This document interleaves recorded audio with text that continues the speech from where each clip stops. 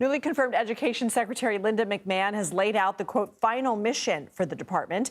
In a message to employees Monday, which was also posted to the Education Department's website, McMahon said in part, quote, the Department of Education's role in this new era of accountability is to restore the rightful role of state oversight in education and to end the overreach from Washington.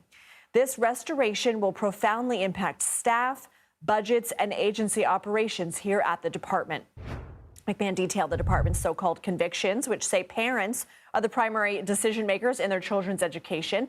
Taxpayer-funded education should not be focused on diversity, equity, inclusion, and gender ideology. And post-secondary education should be more aligned with workforce needs.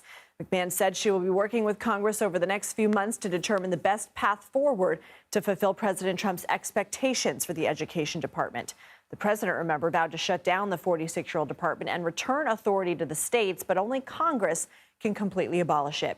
For more, let's bring in Laura Meckler. She's a national education writer for The Washington Post and someone we turn to often on these issues. Laura, good to see you. President Trump said he told McMahon after he nominated her last month to put herself out of a job. What does that mean, and how does it fit into this final mission?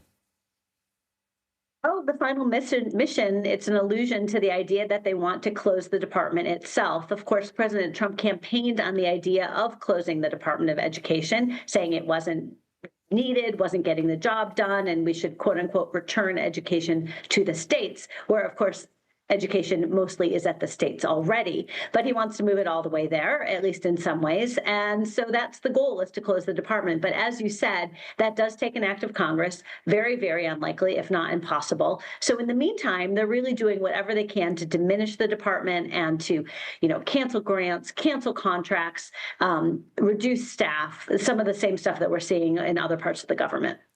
So Secretary McMahon says that President Trump wants education back to the states. You said it sort of already is. So what would this entail? What are the pros and cons of what they want to do? Some of it kind of depends, right? Because you could essentially have the federal government do the exact same thing it's doing now with education, run the federal student loan program, hand out money to high poverty schools, help pay for the education of students with disability, enforce civil rights laws. Those are the major parts of the Education Department's mission. And you could spread that out around the rest of the government if you wanted to. Or you could keep a Department of Education in name only and just diminish what you're doing, do less and less of all of that. So it really is sort of a mix and match situation. And which is better, I guess, depends on where you sit. Some people would be very upset if we were doing less of those pieces of the mission. And there's a lot of people who feel like having a federal Department of Education is meaningful because it means that education has a seat at the table. It's an opportunity to try to, spark innovation and encourage states to try new things. It's a home for new types of programs. And that's, of course, what some Republicans don't like. They don't want more federal government. Can you remind us of the history of some of the Republican-led efforts to do away with this department and some of the changes that you're talking about, the diminishment of it at a federal level? How would that impact students?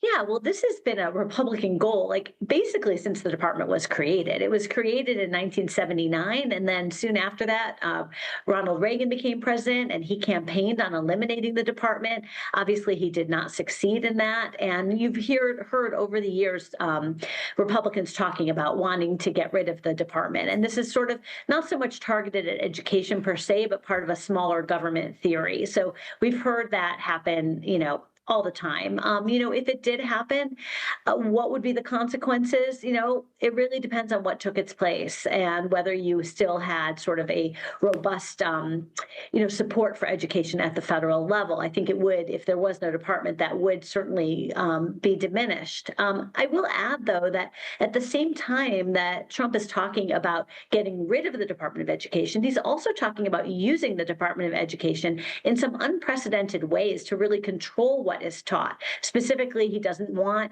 DEI. He doesn't want certain lessons about race. He doesn't want, quote unquote, gender ideology or school districts allowing transgender students access to certain bathrooms or sports teams. all of this represents a lot of control from Washington. So on one hand, he's saying return education to the states. On the other hand, he's saying we're going to use the department to try to have our values be expressed in school districts all over the country. And it's interesting because you've been writing about how some of the controversial language on how to approach race in schools has been walked back. And this is happening at the same time that we have this so-called NDEI webpage that's been set up. Actually, one education nonprofit out of Arizona called it a snitch line for diversity. So what's going on?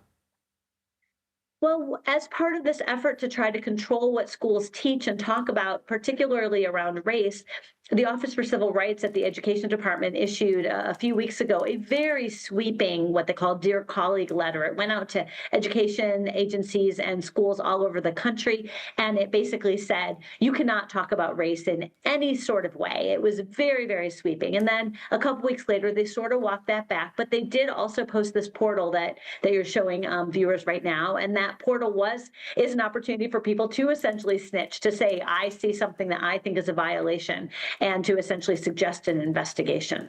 All right, Laura Meckler, thank you so much. Thanks so much for having me.